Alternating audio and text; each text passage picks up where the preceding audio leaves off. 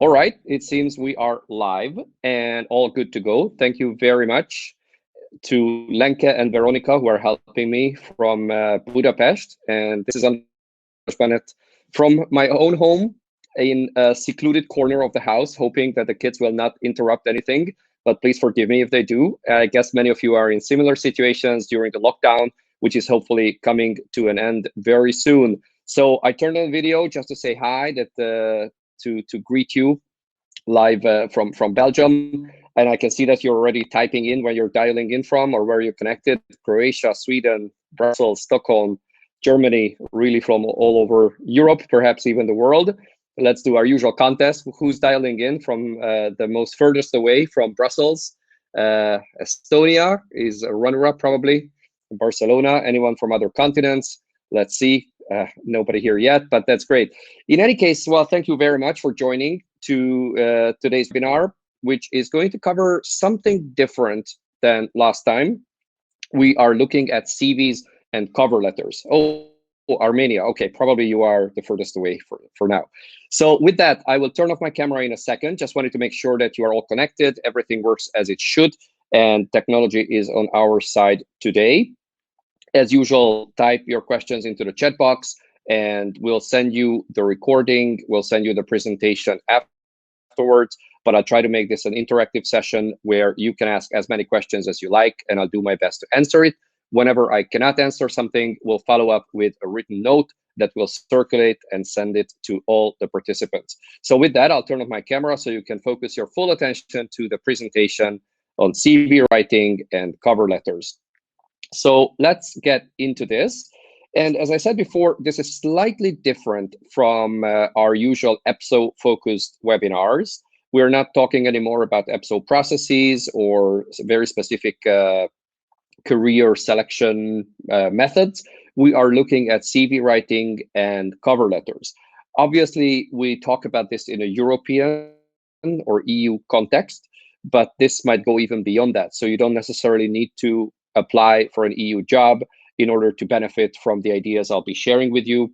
And this is applicable mostly for any job that you are seeking, mostly in the European market. And I say that because American cover letters, American CVs or resumes, as it's usually called, is slightly different. So not everything may be completely applicable to the US or perhaps Asia or other parts of the world. So with that, this might be just a limitation, the geographic limitation of everything I'll be sharing with you. And then first and foremost, really, it's applicable to the EU job market, meaning the European institutions and the organizations around it. So let's get into it and start with, not necessarily with my background, which you might know, but start with the idea of what is your ultimate goal.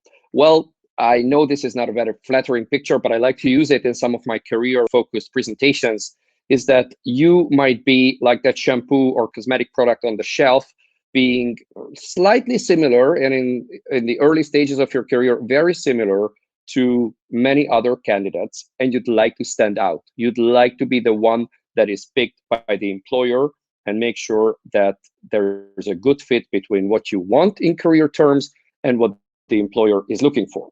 But there's a very fierce competition. It's a very difficult conundrum to convince the employer to invite you to an interview, to get through the door and be picked. So your goal is really to stand out in a way that is unique, in a way that you are the one that the employer will pick, at least for an interview where you have far more chances of succeeding.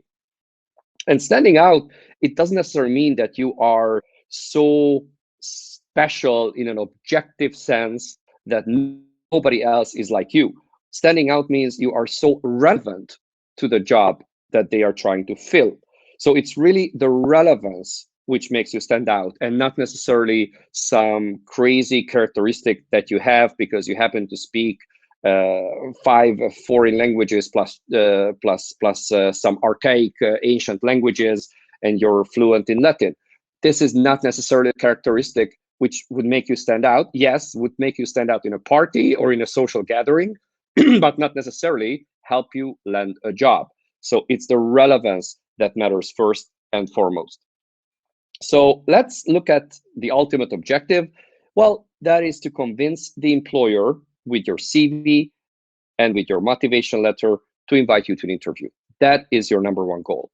And again, the caveat that we're talking about career management, we're talking about application to a job that was advertised, whether at an EU agency, and they are using CV and cover letter based selection, or it might be a job in an NGO or a consultancy or a company for that matter. We are not talking very specifically about EPSO. When it comes to EPSO, European Personnel Selection Office, and all the tests and competitions that they administer, in that process, the CV has very minor relevance. A CV is not really important. You need to fill in an application form. You need to put in information about your background, your studies, and your overall qualifications and your overall suitability to apply for those competitions. But actually, the CV and cover letter become important only after you are on the reserve list, only once you are recruitable, only when a European Commission director general or a unit or head of unit is seeking to fill a vacancy and they pick your CV or pick your cover letter. So there, it's a very different process, and all of this becomes relevant only in the very end. So we're really focusing on the part where you need to convince an employer with your CV and motivation letter and get to the next stage, which is an interview. And I'm not covering interview in today's webinar, but interviews obviously are vital in persuading the future employer that you are a good fit. So we are, excuse me, we are looking at the ways, the best possible ways and best practices you can do this. So the number one question is, what is your unique selling proposition to establish the relevance that I talked about earlier?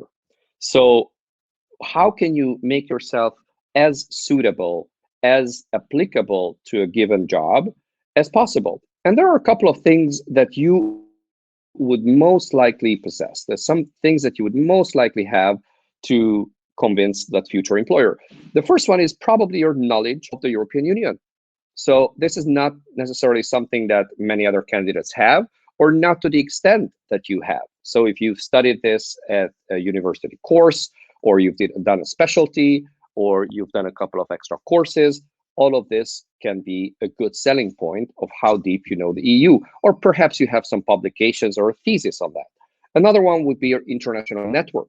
So perhaps you are very well connected because of your traineeship or internship or any other job. And that network has a huge value because if it's a consultancy or an NGO that needs to run a multinational project, this can come in very handy that you already have that sort of network.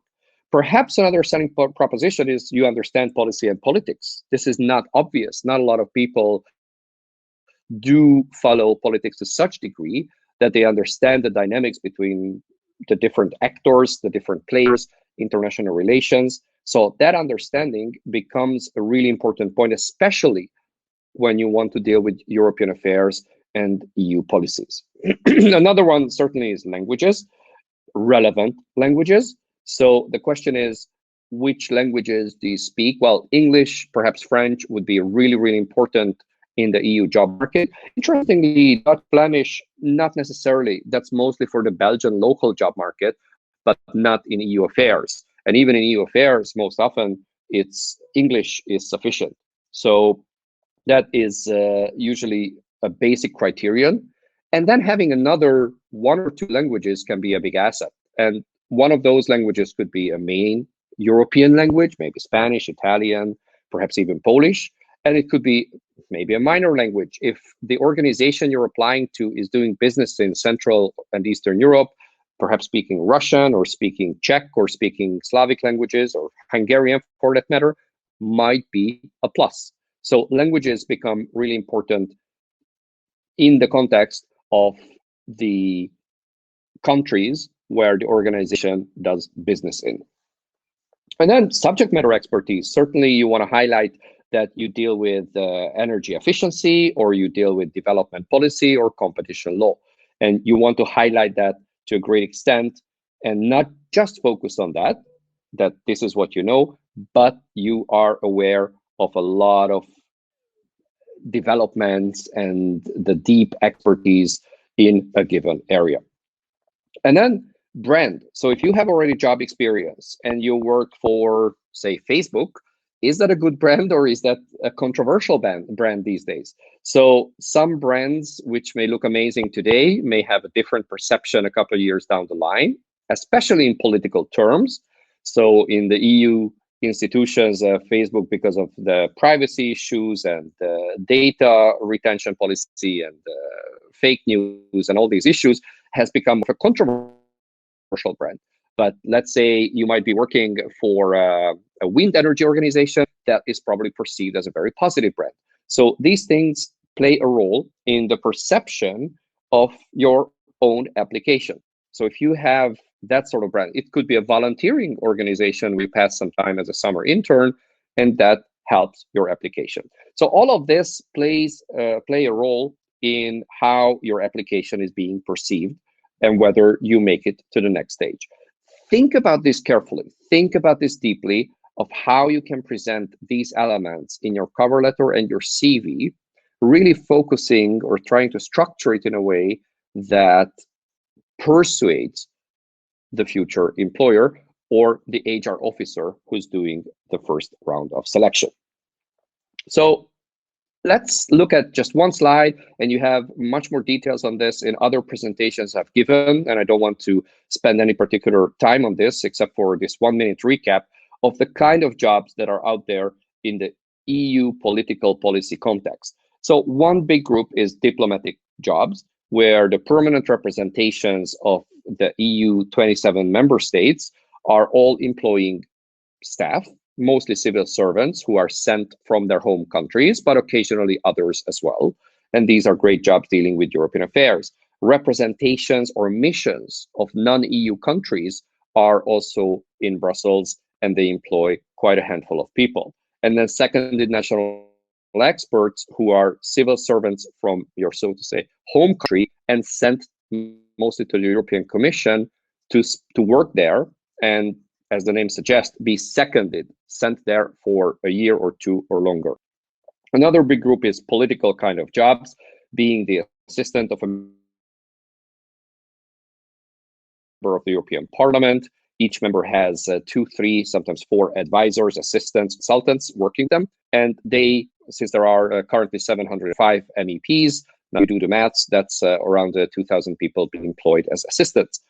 Each European Parliament political group has a certain number of staff, advisors, and other staff working with them on various policy fields. That's another interesting group. And then advocacy organizations, whether from Greenpeace or Transparency International or any other that have a strong political policy agenda to push, they are also very interesting employers. And then in this little recap, the third big group obviously is the private sector. That can include think tanks, so research organizations like the Center for European Political Studies and others, consultancies, there are lots of them in Brussels, and trade associations. To find most, if not all of these, you can really make use of the Transparency Register. So the Joint Transparency Register of the European institutions is a great directory, repository, if you may, of these organizations. So if you're looking for keywords or kind of organizations, you can always look them up, and perhaps you'll come across a few that you have never heard of, but they are interesting as a potential employer for you. So with that, let's actually transit to the core of today's presentation. Which is the first part, cover letters. So cover letter writing, here is my disclaimer. I love cover letter writing. I really like CVs as well, but cover letter writing is really an art. So I was very happy that Lenka, who helped me design this beautiful presentation, put this slide in here, because it's really an artful way of presenting a message. artful way of presenting a narrative that will convince an employer to give consideration to your application. But before I go into it, let me quickly look at a few questions, and I see quite a few are coming in. So let me randomly pick a few. How important is to upload our CV in our APSO account? Well, when APSO asks you to do that, to upload your CV, you upload your CV, but they're not really going to deal with it in any particular way. So this is not going to make or break your application as long as you do the formal act of uploading the CV. Where it does become important is really at the application phase, in the very end, once you are on the reserve list. So they are not really going to look at it. One slight exception to this rule is the specialist competitions, which use a so-called talent screener, but it's not exactly a CV. A talent screener is a different form that you need to fill in when you are applying for specialist competitions. We have lots of materials on eutraining.eu on talent screener, articles, tips and tricks, and even webinars of how to make the most of it, but that's a bit different. All right, how important are official certificates in languages?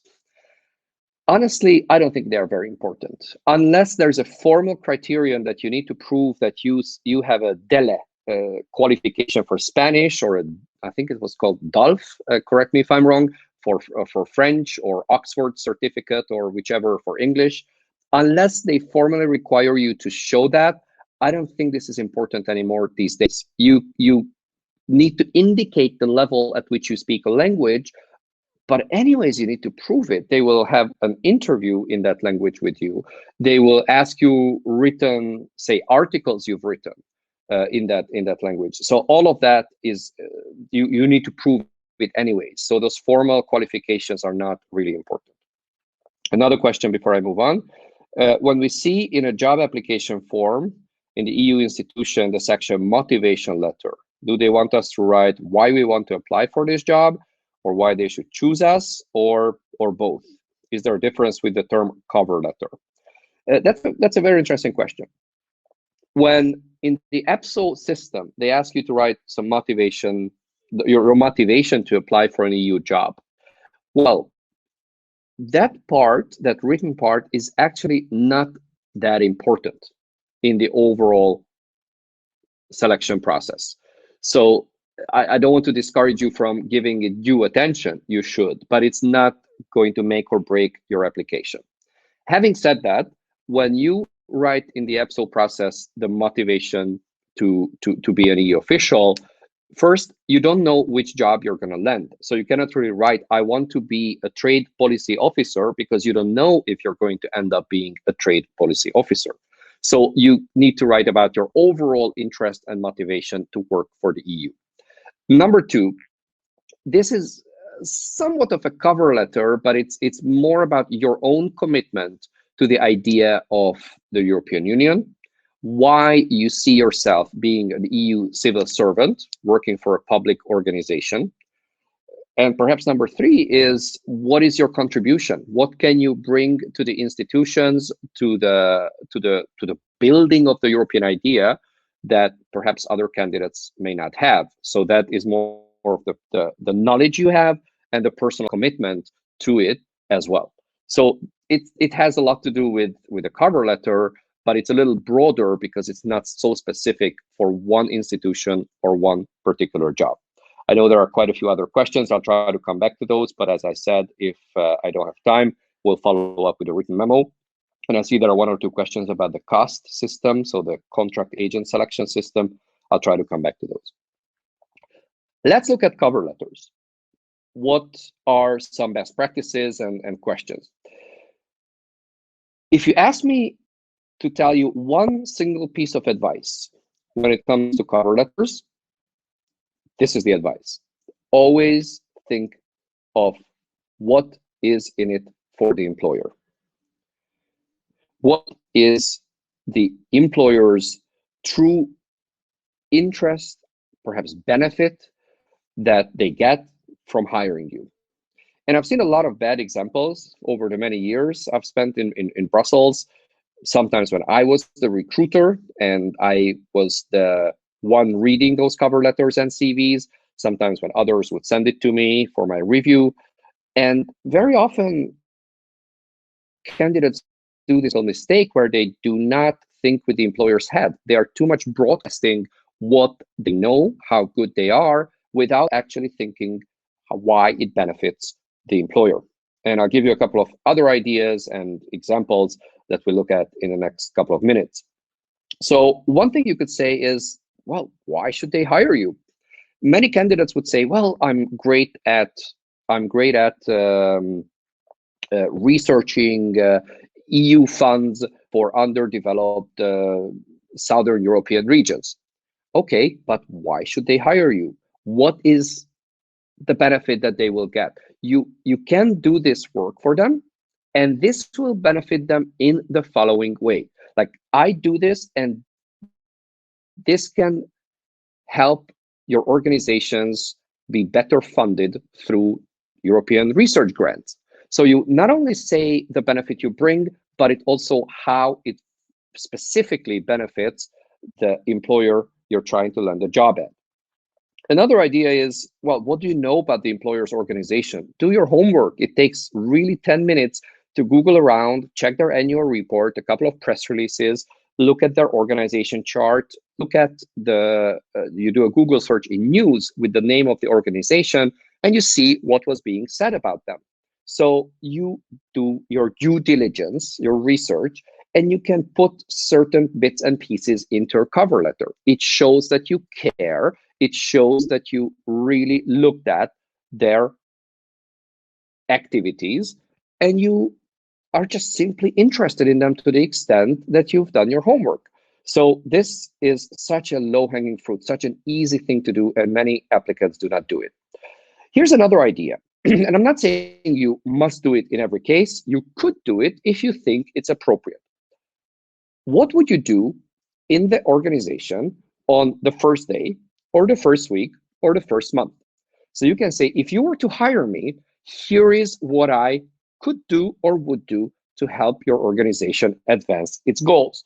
If it's an NGO, if it's an in-house lobbyist, if it's a consultancy, you can come up with ideas. And it doesn't mean that you are putting it in writing and you're fully committed and they will tell you once they've hired you, well, you wrote it in your letter, now get to work.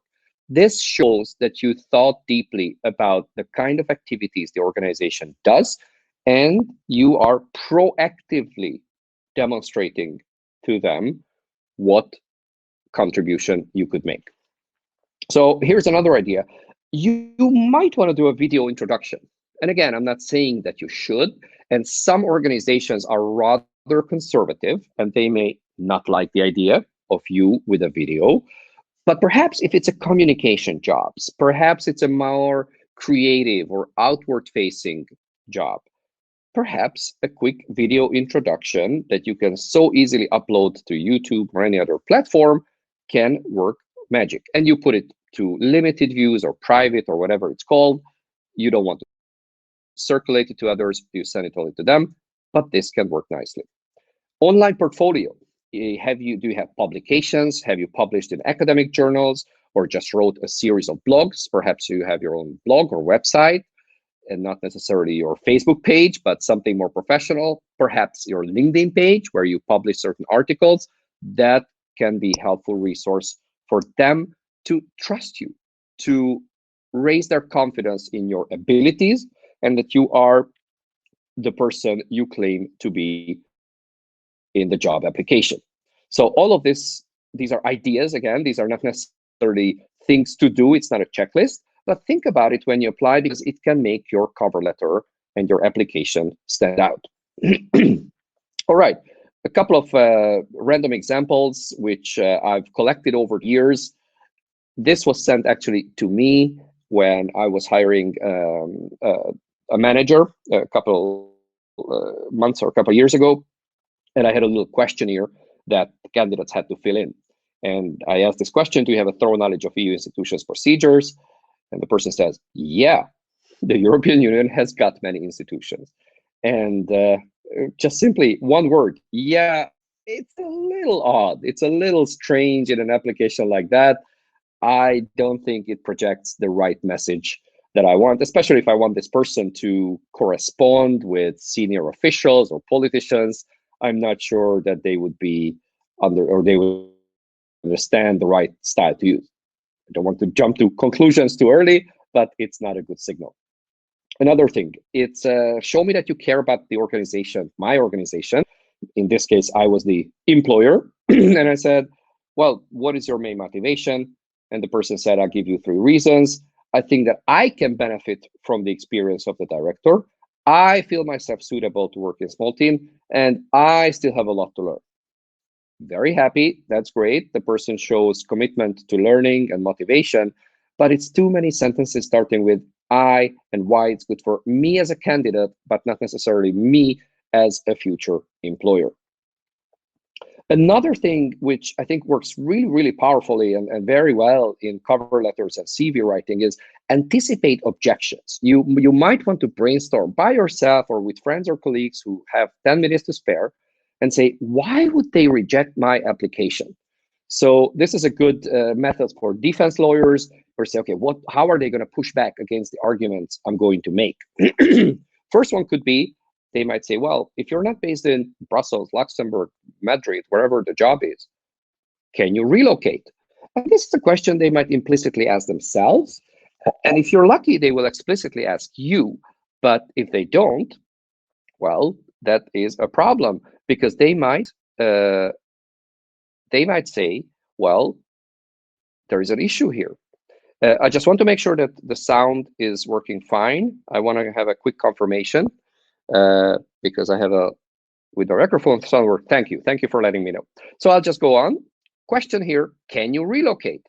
Is making sure that you upfront write in your cover letter that even though I live in Vilnius, I am willing to relocate to Madrid, where the job is. You upfront address this question.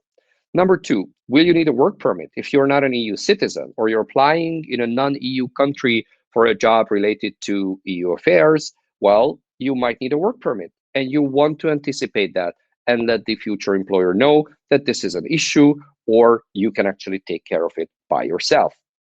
Another one might be an issue for some of you if you have a PhD, let's say, or you just have multiple degrees and you're applying for a job which doesn't require such level of education.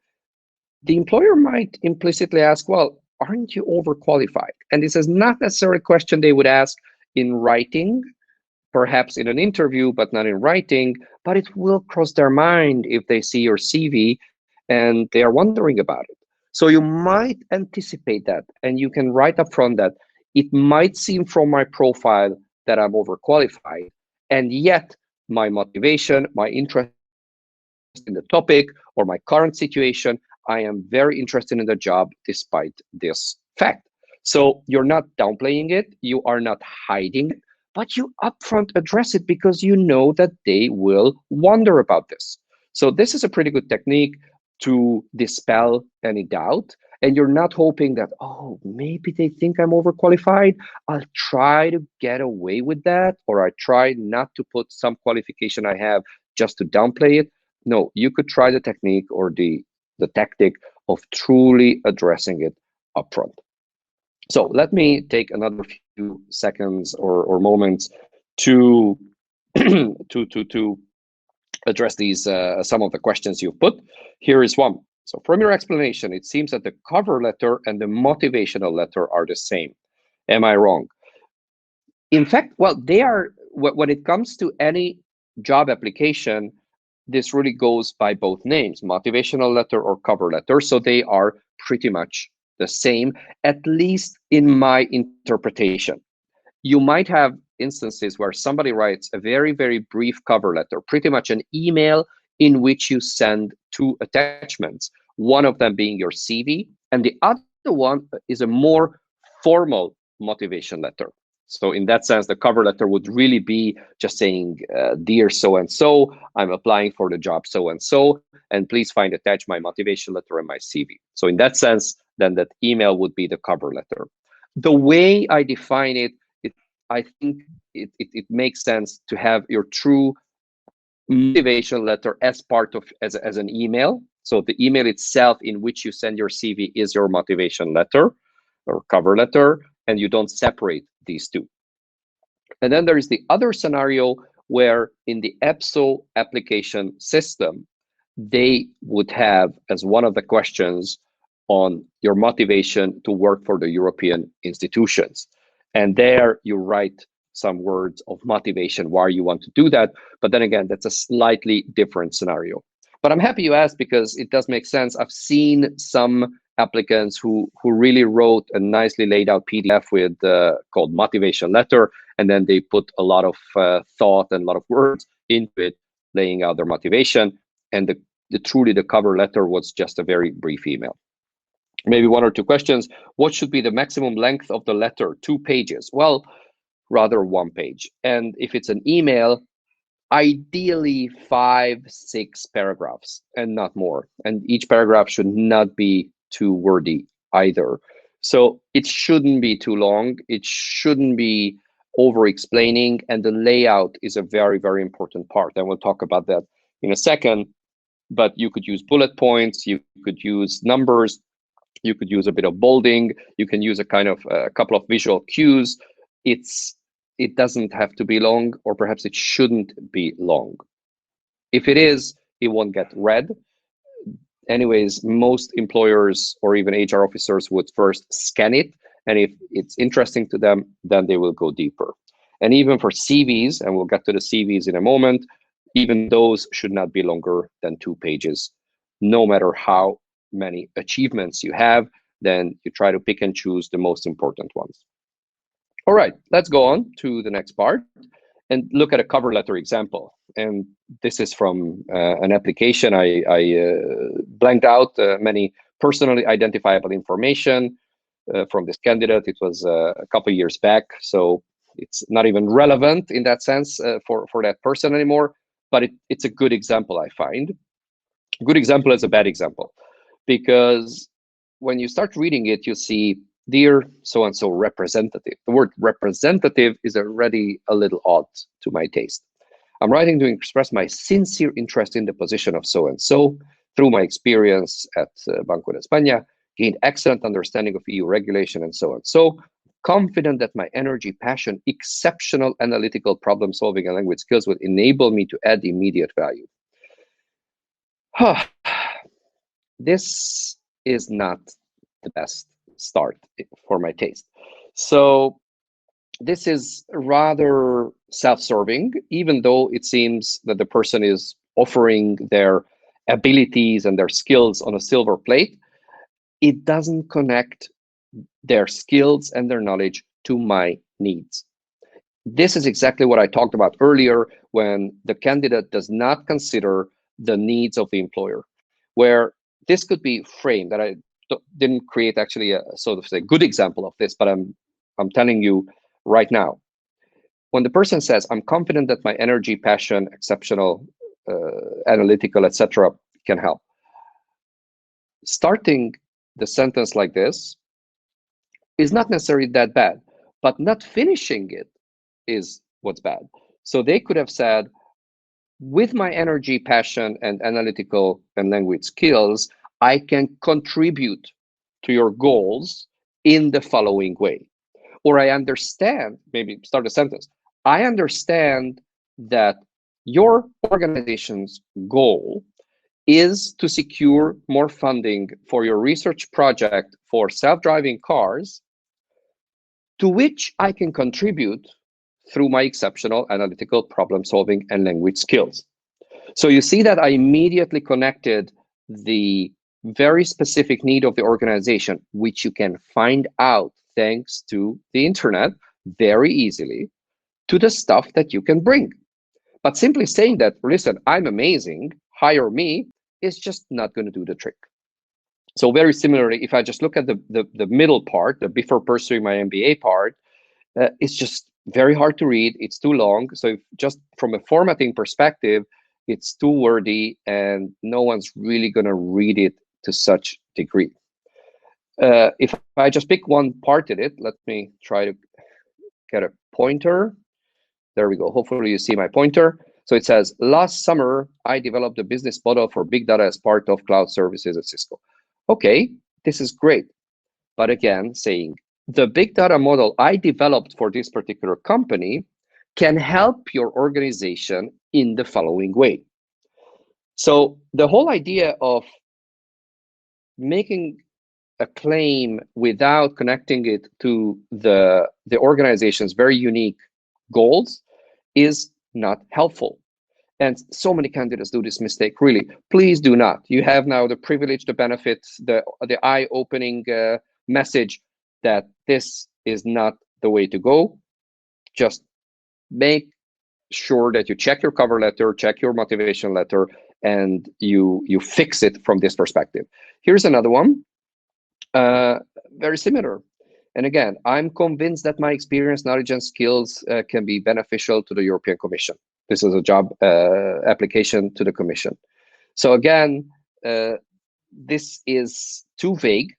It doesn't say which knowledge, which experience. You could say my 8 years of experience in data privacy issues, my knowledge of GDPR, and my analytical and event planning skills would be beneficial to the Commission. That is one. A positive side here, the bullet points, it really makes a big difference. So it's much easier to scan the cover letter and see those key points. And then in terms of some word, certified civil servant at the bottom. If you look at the bottom, certified civil servant, it's a bit of, it's a strange expression to me. What do you mean certified civil servant? If I'm a European Commission official, it might be entirely obvious what a certified civil servant is in Spain or Portugal or Estonia, but not necessarily from the organization's perspective, the organization I'm working at right now as an employer. So this is a bit of what is the word? The curse of knowledge. That is the term I was looking for. The curse of knowledge, meaning we think that the other knows what we know. And the other person may live in a completely different world. The abbreviations you're using, the ideas you're using might be very, very different, and they may not be obvious to them. So try to think of what they know and which terms they are familiar with. Let's look at CVs. Let's transit a little bit to CVs and CV. And again, for the Americans among you or those who prefer the American term resumes, what are the basics and what's the core idea that you need to convey? First and foremost, make it relevant to the employer. It's okay to change the order of certain items. It's okay to highlight some elements in your CV and downplay a few others if it tells a more relevant and more connected message to that particular employer. So if you did a summer internship at a bookstore, it may be completely irrelevant for some employers. Whereas if you're applying for a job at the European Library Association, well, that becomes more important. So you can make it employer relevant based on what kind of job they are seeking to fill. Update it as easy and simple and obvious as it sounds. I've seen a lot of CVs that were sent out. A person started job hunting, and 2 months later, they kept sending the same CV, which ended 2 months earlier. And I was wondering what they have been doing since. So this is really a core or such a basic thing to do. Make it consistent with your LinkedIn, so there's no discrepancy, especially if you put the LinkedIn link into the CV, then make sure that the two are telling the same message. The file size, again, such an easy mistake that many candidates do. They turn their Word into a PDF, and the PDF is like 5 megabytes, and somebody is downloading it on a bad internet connection on their phone. It's just not professional. There are services where you can shrink the file size, make it more easy to read on mobile devices and other platforms. Make sure that it's compatible. Convert the Word to PDF, never send a Word because the formatting is going to fall apart. Again, such a basic thing to do. And something we talked about earlier, maximum 2 pages. and definitely not more. I've seen in some research posts and those who have academic publications that their CV is 5, 6, 8 pages long. That's really a no-go. If you have a publication list and that's an important part of your application, link it. Provide some online resource where all of it is listed, or you can say 58 publications in various academic journals, and then you put the link. I know that there is a question here about the Europass CV, and that's something we'll come back to, because that is definitely longer than 2 pages.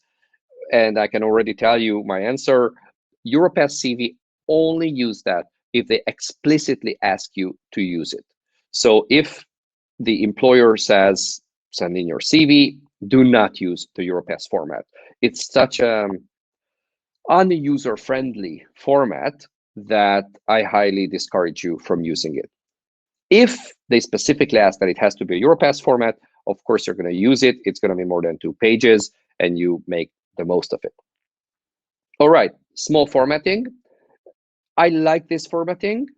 You might have a different preference, or some employers may not like it, but it's very visual to demonstrate this person's various language and professional skills on a scale of 5 with the dots. I don't think it's an overkill. You can find different ways of presenting it, but it's really helpful from an employer perspective. If I say, well, the person has to have strong presentation and negotiation skills, and I see 4 out of 5 as a self-evaluation, that's pretty good. So you can think about similar ways of presenting information. And because, for instance, when I see that someone's English skills is C1 or their French is B2, I honestly have absolutely no idea what level that is. And I probably don't want to look up a footnote or some explanation that B1 corresponds to the person being able to maintain a conversation in a social setting. That's really not helpful. So make it much easier to understand from early on with very clear language or symbols.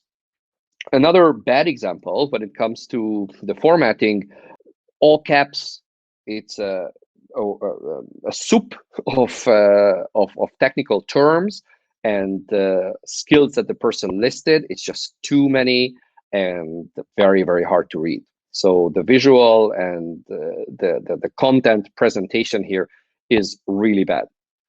And then the CV ideally should tell a story. There should be some narrative, or as the French would say, a fil rouge, where a red thread that goes through the CV and says, okay, this person seems to be very analytical and dealing with various policy areas, or this person is really keen on education. But for instance, in this one, it was a little confusing that there's European studies, there's language, there is a business communication, and then there's some exchange program. It doesn't really tell that sort of a story. It's hard to put some narrative on this one. And then the question of photo. We collected a couple of random examples of what not to do. Well, first and foremost, in some countries, it's even illegal to put a photo. So make sure that you're aware of the local regulations. If it happens to be, as far as I know, in the UK, it's highly discouraged, if perhaps even outright illegal these days, to put a photo for equal opportunities and non-discrimination issues. In Brussels job market, in EU affairs, I often see photos. I often see that. So it's not outright banned. Again, depends on your personal taste. So if you feel comfortable enough putting a photo, do not use these styles, the one that you have on here. Make sure it's a professional photo. Perhaps even there's something to it with a nice background, but it's definitely a professional background and not a partying or an excursion, unless you want to tell the story with your photo. So if you're applying to work for an organization that deals with wind energy, and then you have a photo on top of a wind turbine, well, perhaps that's a good message. Well, don't climb up on a wind turbine. That's dangerous. But you get the idea where the photo might be closely linked to the very kind of organization you're applying to. That might work fine. Otherwise, just use a professional looking photo if you decide to use a photo at all. And here's our friend or foe, the Europass CV. So here, as many of you would be aware, it's difficult to make a nice Europass CV, given its constraints and the kind of formatting it requires. One idea there, I would suggest you limit the number of bullet points. Do not put there 5, 6, 8 bullet points with very long sentences. If you can, perhaps put just one-line sentences, shrink it into a Telegram style message where you just put the keywords and the key information, so it's really easy to scan and look through it. 3, perhaps 4 bullet points maximum. You might use a few bold elements, that's okay, but do not overkill it. Do not try to put anything and everything into the CV. And then the job titles that you held, that's a question whether you want to use the job title that you officially were given, or perhaps something that helps the future employer understand the job you did. It might be the second one. It might work better. So you don't necessarily, if you were a policy manager, or let's say a policy analyst, okay, you were a policy analyst, but the future employer has no idea what a policy analyst actually did in that particular organization. So you might say renewable energy policy analyst with a staff of 3, or as part of the director general's immediate team. Something that gives an indication of the level of responsibility you held, the number of projects you worked on, and the impact that you made. It might be in the title, it might be in the bullets, where you want to highlight with concrete, specific numbers the budget you handled, the impact you made, the outcome that came from your project, that you managed to secure 5 million euros for a research project in Bulgaria. So you want to be very specific. That gives the employer a very clear indication of the level at which you worked, the impact you made, and the responsibilities that you held. And I know there are a couple of questions, so I'll pause here for a moment. So you can, or actually, let me just look at this CV and then I'll pause after this one. So in this CV, one thing that immediately stands out, this person started with the education. And that's not something I would recommend. If I see somebody starting with education and only then work experience, I immediately think this person is still studying or just very, very recently graduated and they barely have any work experience. So because of that reason, I suggest you start with the work experience and then they put the education afterwards. And then again, be careful with certain business terms. So if I look at here, product line manager might be entirely clear in a business setting, but it might be a little confusing in public administration. For a public official or HR officer says, okay, product line manager, what exactly does that mean in this particular setting? So make sure that the curse of knowledge, this beautiful term I mentioned earlier, is not at play. What else? In terms of traineeship, should you include traineeship or not in your experience or perhaps the education? I think if it's a relevant traineeship, yes, by all means. And it is a work experience. I don't think it's truly an education part, even if it's a formal part or formal requirement of your education, I still would put that to the work experience part as long as it is relevant. And even if it's unpaid, that really doesn't matter from the CV perspective. All right, let me pause for a second and handle a couple of questions before we look at the 10 questions you always wanted to ask about CVs but never dared to. We are super sensational. We are turning into a tabloid, but hopefully that will be 10 questions you have not yet asked. And if you did, I'll just quickly scan over those. So let's look at the many questions you've put in the past 10 or so minutes. Should we include a professional summary on our CVs? You could. I'm not saying you should, but you could. And even if you do, make sure it's really short and it actually says something. I've seen a lot of short summaries that typically would go under profile or profile summary or my profiles, something like this. And you would have a 2 or 3 line summary of who you are, what you do. but it's very tempting to put there a lot of blah blah and a lot of meaningless jargon.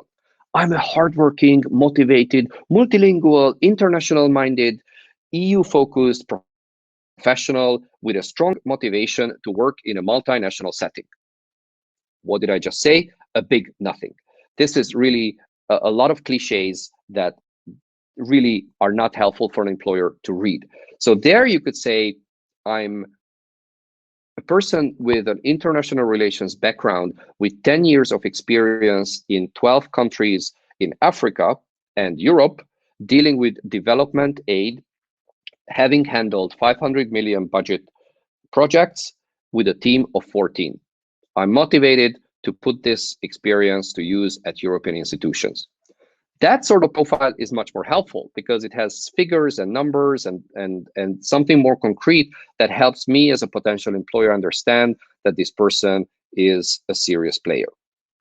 All right, should I put my signature on the cover letter?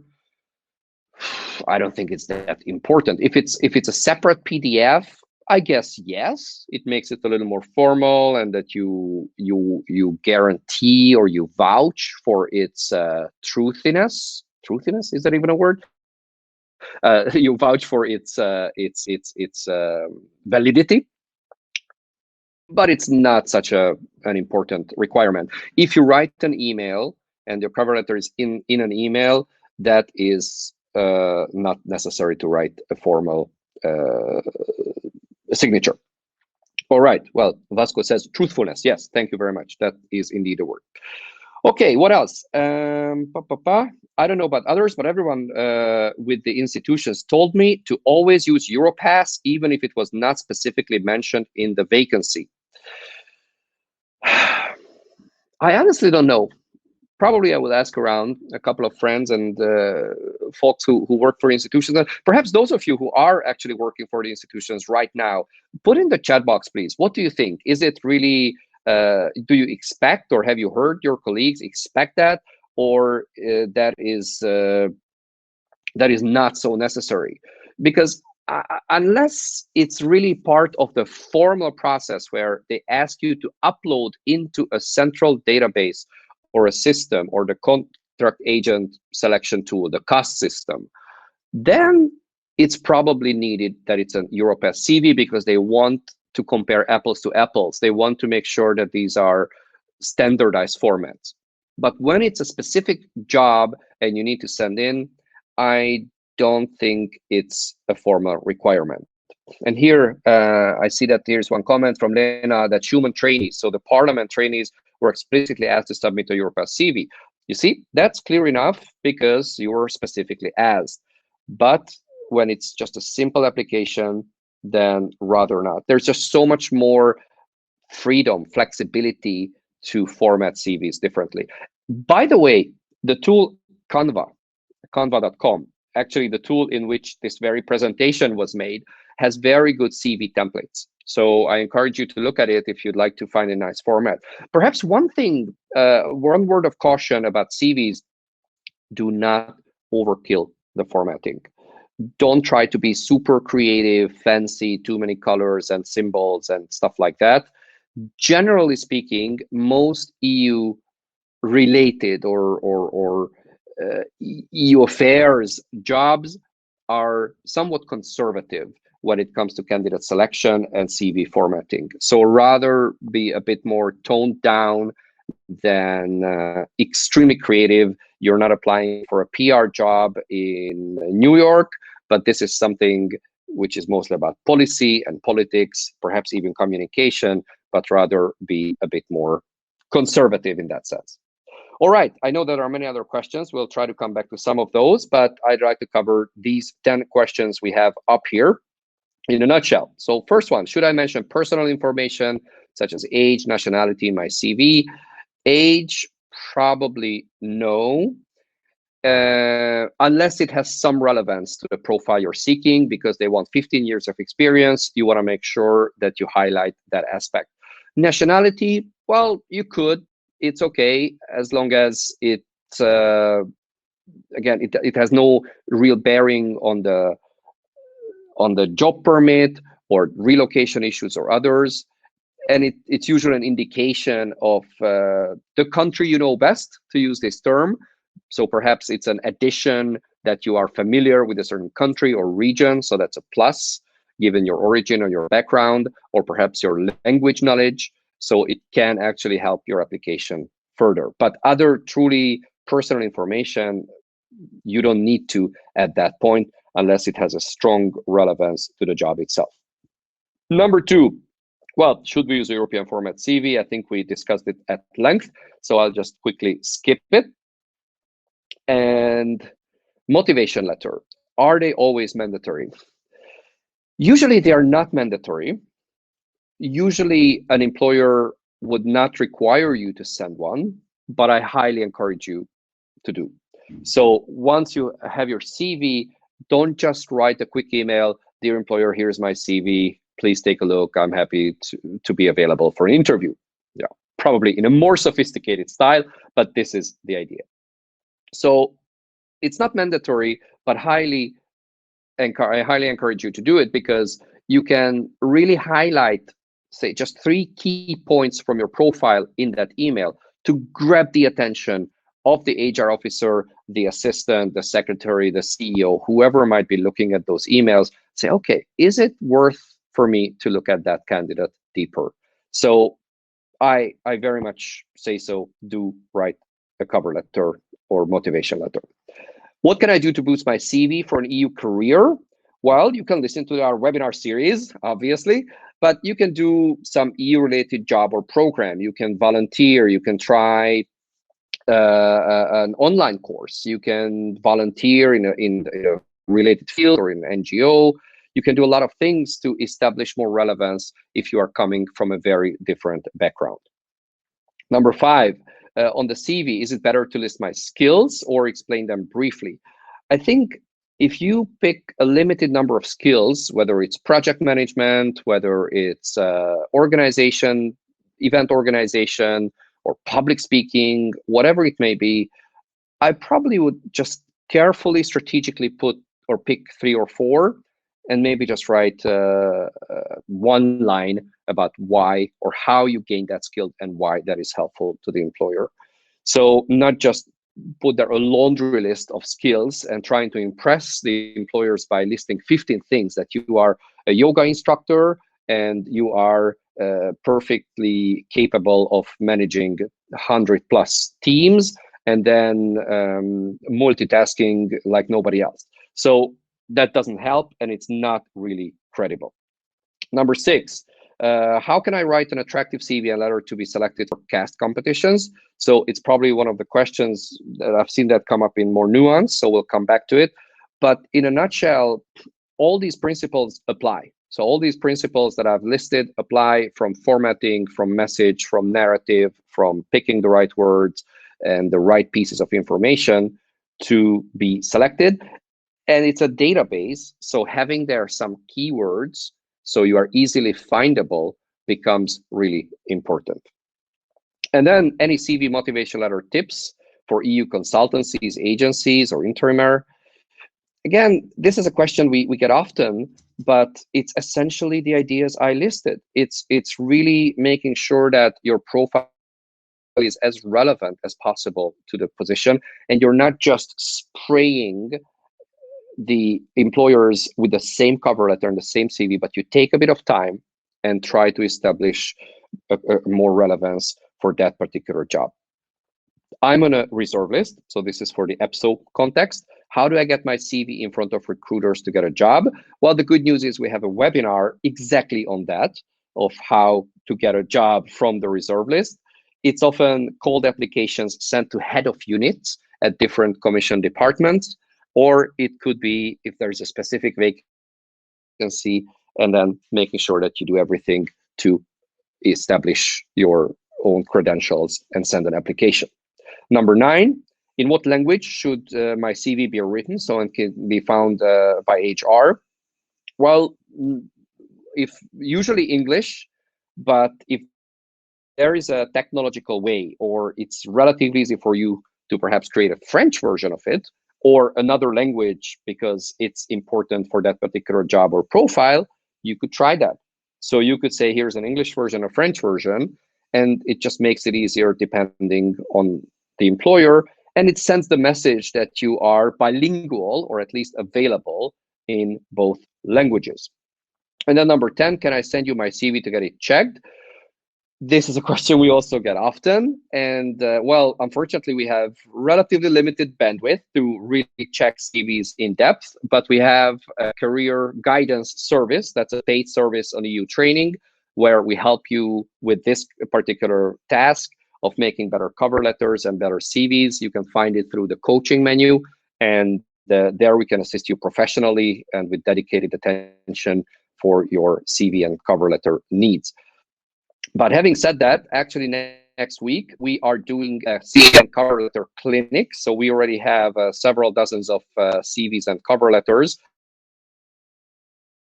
are helpful to the broader community of what to do and what not to do. So we'll be looking at it for 1 hour, and I'll give you my opinion, and hopefully that's a good learning experience that you can benefit from. And I know that there are many other questions in my list. Maybe I'll just take one or two before we finish our webinar to respect everyone's time. So here's one. Yeah, the site, somebody was asking about the site for CV formats. It was Canva.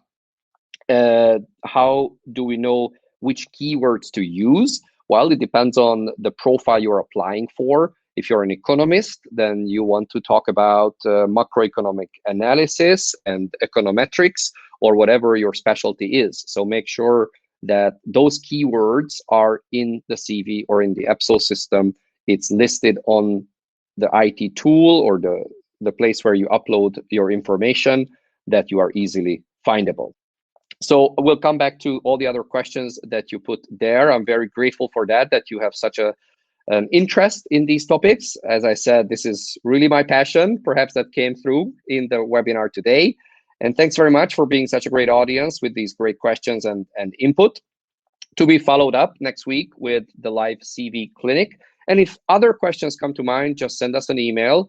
As I said, we don't have full bandwidth to really do it for free, the CV review and the motivation letter feedback, but this is something we do offer as a professional service. And other than that, wishing you lots of luck with your career, whether it's in Brussels, Luxembourg, or elsewhere in Europe or beyond. And take these ideas to heart, improve your CV, improve your cover letter, and hopefully that will land you your dream job. So thanks very much for being here with us. A big thanks to Lenke for helping me with the presentation, and Veronica for all the technical help in 1 week on the 13th of May. So good luck with your career hunt, and thanks for being here.